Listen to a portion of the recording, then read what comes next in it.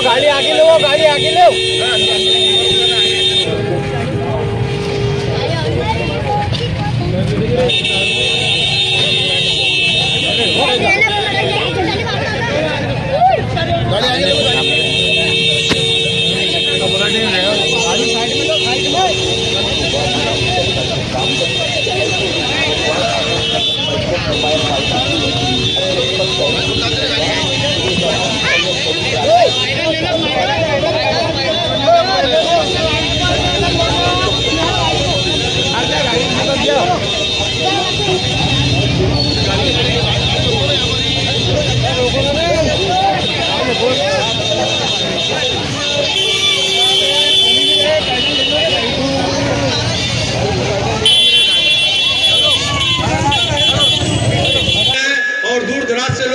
सरजमीन पर तशरीफ लाए, आप लोगों का बहुत बहुत शुक्रिया।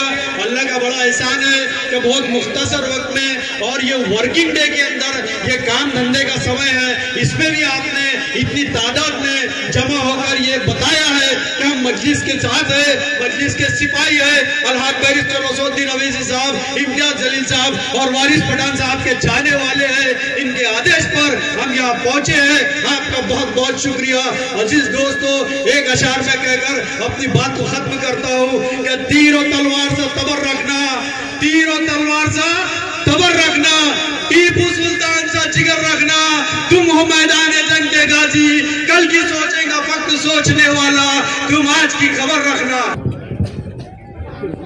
औज़ु बिल्लाहि मिनश शैतानिर रजीम, बिस्मिल्लाहिर रहमानिर रहीम। अस्सलामु अलैकुम रहमतुल्लाहि व बरकातुहू। दाइस पर तशरीफ फरमा मजलिस इत्तेहादुल मुस्लिमीन के तमाम नगर परिषद के उम्मीदवार, नगर परिषद के अध्यक्ष, मजलिस इत्तेहादुल मुस्लिमीन के जिम्मेदारान, यहाँ मौजूद मेरे दोस्त, मेरे बुजुर्ग, मेरे भाइयों और घर पर बैठ के सुनने वाली मेरी पर्दा नशीं माँ और बहनें, सबसे पहले तो मैं आप तमाम का तहे दिल से अकबल शुक्रिया अदा करता हूँ कि एक शॉर्ट नोटिस पर आप तमाम इतनी बड़ी तादाद में एक वर्किंग डे के दिन, इतनी गर्मी, इतनी धूप में एक आवाज पर सब यहाँ पर जमा हुए आकोट में हमको सुनने के लिए, जमात का पैगाम सुनने के लिए, इसका मैं आप तमाम का तहे दिल से बहुत बहुत शुक्रिया अदा करता हूँ। आज का ये जलसा एक चुनावी जलसा है।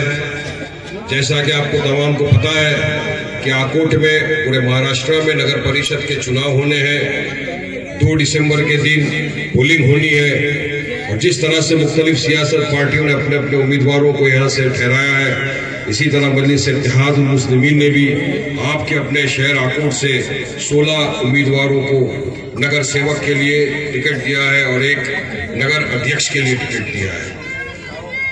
मुझे यकीन है कि आकोट की आवाम इंशाअल्लाह पूरी तरह से इन तमाम उम्मीदवारों को मोहब्बतों से, दुआओं से, वोटों से नवाजेगी और मजलिस इत्तेहादुल मुस्लिमीन को आकोट शहर से कामयाब करेंगे। आप जो इतनी बड़ी तादाद में इतनी धूप में दिन के वक्त यहाँ जमा हुए, इसका एक सबूत ये भी है कि आप अल्हम्दुलिल्लाह बैरिस्टर सदरुद्दीन ओवैसी साहब को अपना कायद मान चुके हैं और मजलिस के लिए आपके दिलों के अंदर मोहब्बत पैदा हुई। ये मोहब्बत, नारे बहुत लगाने वालों आगे अपनी कुर्सी की पेटी बांध लो, थोड़ी देर में मौसम बिगड़ जाएगा। थोड़ा स्लो झटका स्लो देना चाहिए। एक साथ देंगे तो ऐसे बेचारे सो गए बिहार में, या तो लामलेट होने की पड़ी है। बिहार तो सिर्फ एक झांकी है, पूरा ये महाराष्ट्र का नगर परिषद इलेक्शन बाकी है। ये दिखाएंगे हम इनको। आज आप तमाम ने देखा किस तरह से मजलिस के ऊपर इतने इल्जामात लगे, लेकिन आज की ताज़ा खबर आपको बताना चाहूँगा।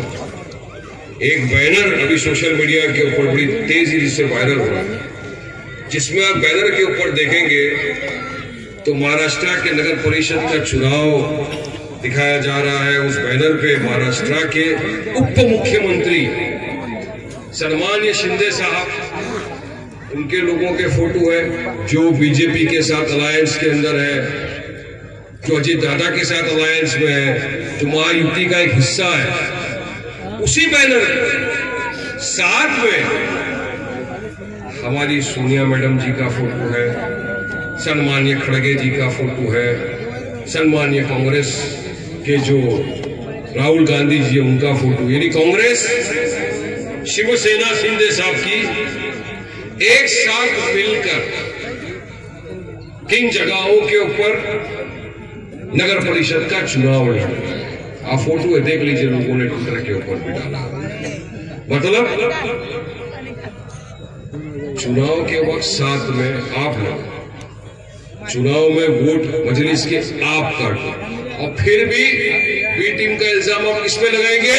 तो MIM के ऊपर लगाएंगे। ये पूरा इनका भांडा फूट रहा है। देखो, साथ में चुनाव आप लड़ रहे हैं, एक साथ बैनर पे कांटे से कांटा मिलाकर आपके फोटो चल रहे हैं पूरे महाराष्ट्र में, मगर फिर भी इल्जाम हम पर लगाएंगे। अरे भाई साहब, आकोट की जनता समझदार है, समझ चुकी है कौन असली बीजेपी की बीटी में, कौन असल मुसलमानों का सेकुलरिज्म का वोट कटवा है, वो ये कांग्रेस और तथाकथित सेकुलर पार्टियां हैं। मैं आपको उसका एग्जाम्पल के साथ, हाल ही में बिहार का चुनाव गया, हमने यही जो सेकुलर पार्टियां थी ना, वहां पर आरजेडी, कांग्रेस, समाजवादी, इनको बोला कि आइए साथ से चुनाव मिलकर लड़ेंगे ताकि सेकुलर वोटों का विभाजन ना हो, मुसलमान वोटों का डिवीजन ना हो, और हम मिलकर बीजेपी को हराएंगे। हमारा मकसद, हमारा मुद्दा तो एक ही था, हमको बीजेपी को हराना। हमने लेटर लिखा, तेजस्वी को लेटर पे नहीं माने तो हमारे जो बिहार के अध्यक्ष थे अख्तर ईमान साहब पूरी टीम को लेकर पटना में लालू और तेजस्वी के घर पे पहुंचे, ढोल बाजा ताशे के साथ गए, बोले तेजस्वी लालू अपने कानों को खोल वरना फट जाएगा तेरा MI समीकरण का पूरा खोल। सब कुछ किया, सब कुछ किया, वाकई में बहुत हंसने की बात है, सब कुछ किया, मगर फिर भी हमने बोला हमको 6 सीट पे अलायंस देते। 6 क्यों? 5 हमारे MLA थे, एक बाई इलेक्शन में हमारा MLA जीता हुआ था, 6 सीट हमने मांगी, मगर घमंड गुरूर अहंकार में थे, नहीं आना है साथ में। मंशा नहीं थी ना बीजेपी को हराने की, मंशा ही नहीं थी, वरना हमको साथ में लेते, असद साहब को साथ में लेते, चुनाव लड़ते। 12 से 13 सीट पर यही कांग्रेस और बीजेपी फ्रेंडली फाइट के, दोस्ताना फाइट। मतलब एक वार्ड के अंदर राहुल गांधी बहुत अच्छे हैं, उनको लेके आवाज दे, अजान हो रही है, ठीक है ठीक है, अरे सब पे आएंगे, छोड़ने के थोड़ी, इधर अब्बा खड़ा है, पहले जरा इन लोग को खोलेंगे, सुनो सुनो, सबको पता होना चाहिए ना, यहाँ के वारिस पठान आया बराबर समझा के, भड़का के नहीं गया, समझा के, नहीं तो कल बोलेंगे वारिस पठान भड़काऊ भाषण दे के। फ्रेंडली फाइट किए कांग्रेस आरजेडी, एक वार्ड के अंदर राहुल गांधी को गाली, दूसरे वार्ड में तारीफ, इधर गाली उधर तारीफ करने में क्या हुआ, 12 वार्ड के ऊपर हार गए, पूरा के पूरा जीत गया बीजेपी। अब आपके सामने आपको फैसला करना, ये तमाम चीजों को मद्देनजर रखते हुए कि असली बीजेपी की अगर कोई बी टीम है तो वो कोई और नहीं, ये तथाकथित सेक्युलर पार्टियां हैं जो मजलिस इत्तेहादुल मुस्लिमीन के सामने, मजलिस इत्तेहादुल मुस्लिमीन के कैंडिडेट के सामने दानिस्ता अपने कैंडिडेटों को उतारते हैं और मुसलमानों का वोट का विभाजन करते हैं और बीजेपी को फायदा पहुंचाते हैं। ये असल बीजेपी है। अब आपने बात की ये महायुति के अलायंस वालों की, अजीत दादा, दादा आप क्या बोले, तुम्हारे पास वोट है, मेरे पास फंड है। दादा ये फंड किसका है? ये फंड पब्लिक का पैसा है, टैक्स पेयर का पैसा है, आपका अपना पैसा नहीं है। अगर आपको वोट नहीं दिए तो क्या फंड नहीं देंगे? अरे भाई हमारे पास तो वोट भी है, हिम्मत है, जज्बा है, ईमानदारी है, ताकत है, सब कुछ है। तुम्हारे पास जो फंड है ना दादा, इतनी ताकत रखते हैं, अगर जीत के गए ना परिषद, तुम्हारे हलक में से वो फंड निकाल के लेके आएंगे और काम करेंगे। इतनी ताकत है दादा। और आपके पास पैसा बहुत है, नो डाउट, मैं नहीं बोल रहा। देश के प्रधानमंत्री मोदी स्टेज से खड़े रह के बोले अजीत पवार करोड़ रुपए का घपला कर दिया, करोड़। उसके बाद जब दादा चले गए बीजेपी में, 3-4 महीने में चले गए, दादा क्या हो गए, वॉशिंग पाउडर निर्मा, दूध की सफेद, पूरे वॉशिंग मशीन में धुल गए, सीधे जाके बीजेपी के पास बैठ गए, मलाई वलाई खा लिया, आराम से दूध भी पी लिया, टकर खा के पेटे पे आया, बेटा भी क्लीन चिट। ऐसा कोई अपन लोग कर ले तो अब तक तो हम जेल के अंदर होते भाई, मगर यहाँ सब माफ। और अब नया चाल चल रहा है बीजेपी, और ये महायुति जो है ना, इसकी चाल समझना बहुत जरूरी है आप लोगों के लिए। बीजेपी तो एक चीज है, मुसलमानों की कट्टर दुश्मन है, वो तो ना कभी किसी को टिकट देगी इलेक्शन में मुसलमानों को। और आजादी के बाद से लेकर अब तक हमने देखा कि कोई भी कैबिनेट मुसलमान मंत्री नहीं है। आज डेमोक्रेसी में रहते, सेक्युलरिज्म में रहते, सबका साथ सबका विकास की बात करते, लेकिन अफसोस की बात है कोई भी मुसलमान मंत्री नहीं है। बीजेपी तो पक्की सच्ची दुश्मन है। उन्होंने क्या किया, मुसलमानों के वोटों का विभाजन कैसा किया जाए, उन्होंने हथियार के इस तरह इस्तेमाल किया, दादा को एनसीपी को आगे किया।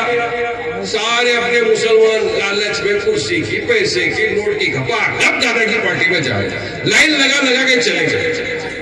दादा ने बोला मैं तो मेरे मकसद में कामयाब हो रहा हूं, अब देखो चुनाव में क्या करता हूं। चुनाव में जहां वो उनका उम्मीदवार खड़ा हो रहा है, जहां मजलिस के मुसलमान कैंडिडेट खड़े हो रहे हैं, वहां यूपी वाले अजीत दादा के कैंडिडेटों को खड़ा कर रहे मुसलमानों। मतलब साफ नियत है कि मुसलमानों के वोटों का विभाजन करो या वोट बटेगा, वहां पर बीजेपी को फायदा है। यही मंशा लेकर पूरे महाराष्ट्र में आप देखो विभिन्न जगहों के ऊपर जहां मजलिस के उम्मीदवार खड़े, मैक्सिमम जगहों के ऊपर वहां पर अजीत दादा की एनसीपी ने अपने अपने मुस्लिम उम्मीदवारों को खड़ा किया। आपके यहाँ भी यही है, आपके यहाँ कोर्ट में भी यही है। याद रखना, ये वो महायुति का अलायंस है जिसका और एक पार्टनर है शिंदे साहब। वो शिंदे साहब जिसने गुस्ताख रसूल का समर्थन किया था। जब उसने हमारे हुजूर की शान में गुस्ताखी की, हम तो रैली निकाल के आ गए औरंगाबाद से मुंबई तक, हमने एफआईआर की मांग की, हमने कहा गुस्ताख रसूल है वो, उसको सजा दी जाए। टकले की बात कर रहा हूं, जिसका उनका नाम भी नहीं लेते, अपनी जुबान गंदी होती है भाई लोग। यही शिंदे साहब ने क्या किया, उसको ऐसा मंच पे बिठाया अपने बाजू में और क्या बोला, मैं देखता हूं कौन इसके बाल को भी बाका कर सकता है, कौन बाल पे हाथ लगा सकता है, कौन केस कर सकता है, कौन उसको जेल में डाल सकता है। पूरा सपोर्ट किया इन्होंने गुस्ताख रसूल का, पूरी तरह से सपोर्ट किया। और आज ये एक साथ में तीनों मंडली बनी हुई है। अब तो कांग्रेस भी आ गई ना शिंदे साहब के साथ, अब तो कांग्रेस भी गुस्ताख रसूल का जिसने समर्थन किया उसके साथ कांधे से कांधा मिलाकर एक ही बैनर पे, एक ही पोस्टर के अंदर महाराष्ट्र के अंदर चुनाव लड़ रही है काफी जगहों पर।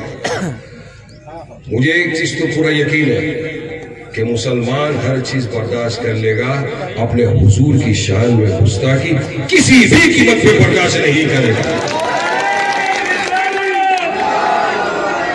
हमारे हुजूर जिसके सदके तुफैल में अल्लाह सुब्हानहू तआला ने पूरी दुनिया को बना दिया, जिसको रहमतुल आलमीन बना के भेजा दुनिया के अंदर, हमारे लिए उससे बड़ी कोई चीज नहीं है। और उनकी शान में गुस्ताखी जिसने की, उसको जो समर्थन कर रहे हैं, आज ये एनसीपी वाले उसके साथ कांधे से कांधा मिलाकर खड़े हुए। अगर आपका एक भी वोट अगर यहाँ गया, चाहे एनसीपी को, चाहे शिंदे को, चाहे कांग्रेस को, तो यकीन मान लेना आपका वोट चला गया है गुस्ताख रसूल का जिसने समर्थन किया उसके खाते पे। क्या आप उसके साथ जाएंगे या आशिक रसूल के साथ आएंगे? फैसला आपको करना है। आपके सामने आशिक रसूल खड़ा है, आपके सामने वो पार्टी खड़ी है जिसने हर वक्त हर कदम आपके साथ कंधे से कंधा मिलाकर आपका साथ दिया है। आज आप देखो देश की हालत क्या है। डरने घबराने की बात नहीं है। आपके पास आके बोलेंगे अगर MIM को वोट दिया तो बीजेपी के खाते में चले जाएगा, बीजेपी जीत जाएगी, बोलना बहुत जूना हो गया ये बोल बचन। ये डायलॉग बहुत पुराने हो गए, अपने जेब में रखो और घर को निकल जाओ, बाबा ये डायलॉग नहीं चलने वाला। जहां जहां मजलिस खड़ी नहीं हुई वहां भी इनका सुपड़ा साफ हो गया। 61 सीट पे कांग्रेस लड़ी, 6 पे जीती बिहार में, हम 25 पे लड़े, 5 पे जीत गए। भाई ये रिकॉर्ड है, अपना ट्रैक रिकॉर्ड। एक जगह 80,000 वोट लिया हमारा उम्मीदवार आदिल हसन 380 वोट से हार गया। उसका भी वोट कौन काटा? असल वोट कटवा ये CPI कांग्रेस के जो समर्थन के अंदर था उसने हमारा वोट काट के गया। ये जो आया था आने वाला है ना कल परसों, शायर जिसका पंक्चर हो चुका है टायर, बिहार में भी आया था, बहुत बोला हमारे बारे में, जहां जाके बोला पब्लिक ने जवाब दे दिया वोटों के जरिए। वहां मजलिस के उम्मीदवार भारी अक्सरियत के साथ कामयाब होकर पटना असेंबली में चले गए। अब आजकल गायब है, सो गए। जागो मेरे प्यारे जागो, तुम ही आओगे भाषण दोगे तो ही तो हम जीतेंगे। तुम ही तो इन लोगों को जिता रहे हो। ए बेटी, आकोट की जनता जानती है तुम्हारी चालबाजी पेतरेबाजी। आओ बोलो कितना बोलोगे, लेकिन बोलने में तुम्हारी जुबान की आतिशबाजी का मुकाबला नहीं कर सकते। मजलिस के सिपाही है, हमारे कायद ने सिखाया हमको हक इंसाफ के लिए लड़ना। आज आपने देखा है देश के अंदर क्या हुआ जब से बीजेपी सरकार सत्ता में आई है। एक ही काम करना है, डेवलपमेंट, विकास। गया खट्टे में एक ही चीज कर रहे, मुसलमानों के खिलाफ नफरत फैलाओ, अनाप शराब बकवास। एक होड़ लगी है रेस के अंदर, कौन बड़ा हिंदुत्व का चैंपियन। तो एक हमारे हुजूर की शान में गुस्ताखी करता है, तो दूसरा बीजेपी का नफरती चिंटू, वो छोटा वाला, समझ गए ना? ये इतना घूम रहा है हर जगह, अब ये करूं टक करूं ऐसा आवाज ना वारिस पठान की तरह तब मालूम। पठानी आवाज लेके आप मानेंगे। और क्या बोल के गया? मुसलमानों को मस्जिद में घुस घुस के मारेंगे। अरे भाई मुसलमान डरता किसी के बाप से भी नहीं है।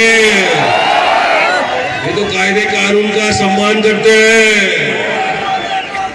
संविधान का पालन करते हैं, इसलिए नहीं बोलते। प्यारे जब भी बोला था, आज भी बोल रहा हूँ, है हिम्मत आ जा। मैं तो ओपन चैलेंज करता हूँ, मस्जिद में बैठूंगा जाके, बेटा तू आएगा मेरे को मारने के लिए 2 टाइम पे, लेकिन यकीन मान जाएगा स्ट्रक्चर। क्या हलवा है क्या बकरी का बच्चा? उसके बहुत आए, बहुत गए। हिम्मत है हमारे। ये इनकी जुबान पे कंट्रोल नहीं किया जा रहा है। ये महाराष्ट्र के अंदर वातावरण खराब करने की कोशिश कर रहे हैं। और मैं तो चाहूंगा इस माध्यम से बोलना कि देवेंद्र फडणवीस जी, रोकिए अपने नफरती चिंटुओं को। ये महाराष्ट्र का वातावरण खराब करने की कोशिश कर रहे हैं, रोकिए इनको। वरना हमको भी पता है कि आपके पास डेवलपमेंट के नाम पे, विकास के नाम पे, एजुकेशन के नाम पे कोई भी जवाब नहीं है। तो आप ध्यान भटकाने के लिए इस तरह के नफरती चिंटुओं को आपने छोड़ रखा है, आप इनका समर्थन कर रहे हैं। अभी आपने रिवॉर्ड तो दे दिया, उसको बना तो दिया आपने उसको मंत्री, फिर भी अनाप शराब बकवास। और अब तो और एक आ गए उसके सामने जो एक साथ मुसलमान को पाकिस्तान की औलाद बोलने लगे। अरे भाई, हम तो पक्के सच्चे भारतीय मुसलमान हैं और हमको फख्र है इस बात का कि हम पक्के सच्चे भारतीय मुसलमान लोग हैं। पाकिस्तान से मोहब्बत तुमको है। अडानी की कब्र पे वारिस पठान के दादा अब्बा नहीं गए थे, अडानी जी गए थे, अडवाणी जी गए थे। नवाज शरीफ ने कौन गया था बिरयानी खाने? साड़ी लेके गए। मुझे बिरयानी खाना होगा तो मस्त मिलती है हैदराबादी बिरयानी, अभी नाके पे देख के आया। मुगलाई बिरयानी भी कुछ जगह मिलती है, भी खा लूंगा। हम नहीं गए, मगर हमको हर तरह से परेशान किया जा रहा है। मगर हमारी तरफ से आवाज उठाने वाला कोई नहीं। अगर वाहिद कोई एक शख्स पूरे भारत देश में है जो हमारे आप की हक की लड़ाई लड़ रहा है, जो हमारे आप को इंसाफ दिलाने की बात कर रहा है, जो डेवलपमेंट की बात कर रहा है, विकास करने की बात कर रहा है, संविधान को संभालने की बात कर रहा है, संविधान के दायरे में रहकर अपनी बात रख रहा है, तो कोई और नहीं, आपका मेरा कायद बैरिस्टर असदुद्दीन ओवैसी। हर शोबे ट्रिपल तलाक का मुद्दा आ गया, असद साहब बोले, बाबरी का मुद्दा आ गया, हमारी बाबरी मस्जिद को जब शहीद कर दिया गया, असद साहब उसके ऊपर, दादरी के अंदर जब किसी मुसलमान को बेगुनाह को सिर्फ शक की बुनियाद के ऊपर बॉब लिंचिंग करके मार दिया, असद ओवैसी साहब। वकफ का जो काला कानून लाया बीजेपी ने, ये वकफ अल्लाह की अमानत है, हमारे बुजुर्गों ने सवाब की नियत से दिए, इस पे हमारा यतीमों का बेवाओं का अधिकार है। जब बीजेपी की नजर आ गई हमारी मस्जिदों पे, मदारिसों पे, हमारी खानकाहों पे छीनने की बात की, एक काला कानून बनाया। जब ये काला कानून पार्लियामेंट में पेश हुआ, उस वक्त भी ये तथाकथित सेक्युलर पार्टियां जो मौजूद है, आपके बीच में आ रहे हैं ना वोट मांगने, इनके भी नुमाइंदे मौजूद थे, वहां पर सब मौजूद थे। जब हमारी खानकाहों को छीनने की बात हो रही थी, खानकाहों को छीनने के लिए जो काला कानून बनाया गया था, मगर उस वक्त भी उस काले कानून को सदन में खड़े रहकर सबके सामने तार तार करके फाड़ कर फेंका, कोई और नहीं, मेरा आपका सदर बैरिस्टर असदुद्दीन ओवैसी साहब था उस वक्त। ये जिगर है, इतने सारों के बीच में खड़े होकर काले कानून को फाड़ के फेंक दिया, क्योंकि हमारी बात आ गई, हमारी खानकाहों पे बात आ गई थी, हमारी मस्जिदों पे बात आ गई थी। आज भी शिमला के अंदर एक मस्जिद को शहीद करने की बात हो रही है, कांग्रेस की सरकार उंगली दबा के बैठी है, आवाज नहीं निकल रहा है इनके मुंह से, लड़ रहे तो हम, तो फिर क्यों हम वोट इनको दें? जब दादरी पे बोले ओवैसी, बाबरी पे बोले ओवैसी, ट्रिपल तलाक पे बोले ओवैसी, वक़्फ़ पे बोले ओवैसी, हक की लड़ाई के लिए ओवैसी आगे आए, हमारे इंसाफ की बात के लिए ओवैसी आगे आए, हर मुद्दे पे हमारे साथ ओवैसी खड़ा रहे, तो हमारे वोट का असली हकदार भी तो ओवैसी हुआ ना।